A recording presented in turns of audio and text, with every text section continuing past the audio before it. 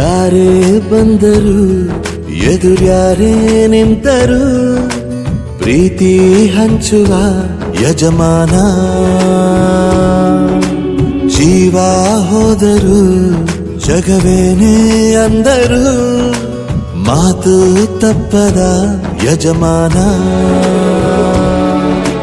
ಕೂಗಿ ಕೂಗಿ ಹೇಳುತ್ತೈತೆ ಇಂದು ಸಮಾನ ಸ್ವಾಭಿಮಾನ ನನ್ನ ಪ್ರಾಣ ಅನ್ನೋ ಪ್ರಯಾಣ ನಿಂತ ನೋಡು ಯಜಮಾನ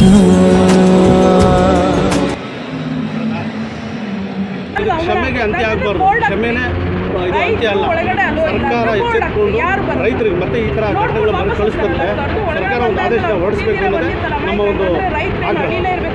ನನ್ನ ತಂದೆ ಕೂಡ ಮಾಲ್ ನೋಡ್ಲಿಂದ ಪ್ರೀತಿಯಿಂದ ಒಂದು ಕರ್ಕೊಂಡು ಹೋದಾಗ ಸಂತೋಷ ಪಡಲಿ ಅಂತ ಹೇಳಿ ಅವರನ್ನು ನಿಲ್ಲಿಸಿ ಅಲ್ಲಿ ಒಳಗೆ ಎಂಟರ್ ಆಗ್ಲಿಕ್ಕೆ ಬಿಡುವುದಿಲ್ಲ. ಇದನ್ನು ನಾವು ತೀವ್ರವಾಗಿ ಖಂಡಿಸಬೇಕು ಮತ್ತು ಕಠಿಣವಾದ ಕ್ರಮ ನಾವು ತೆಗೊಳ್ಬೇಕು. ಯಾವುದೇ ಮುಲಾಜಿಲ್ಲ, ಅವನು ಎಷ್ಟೇ ದೊಡ್ಡವನಿರಲಿ ಮಾಲ್ನವನು, ಅದು ನಮಗೆ ಸಂಬಂಧ ಅಲ್ಲ. ಮಾಧ್ಯಮ ಮಿತ್ರಗಳಿಗೂ ನಿಮ್ಗೆಲ್ಲ ತಿಳಿದಿರೋ ಹಾಗೆ ಮಾಲ್ನಲ್ಲಿ ಒಂದು ಆಗಬಾರ್ದಂತ ಘಟನೆ ನಡೆದಿದೆ. ಅದು ನಮ್ಮ ಕಡೆಯಿಂದ ತಪ್ಪಾಗಿದೆ.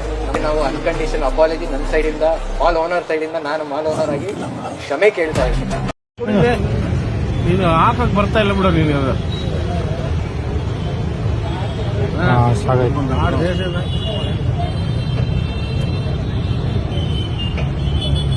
ಸೂಪರ್ ಬಟ್ಟೆ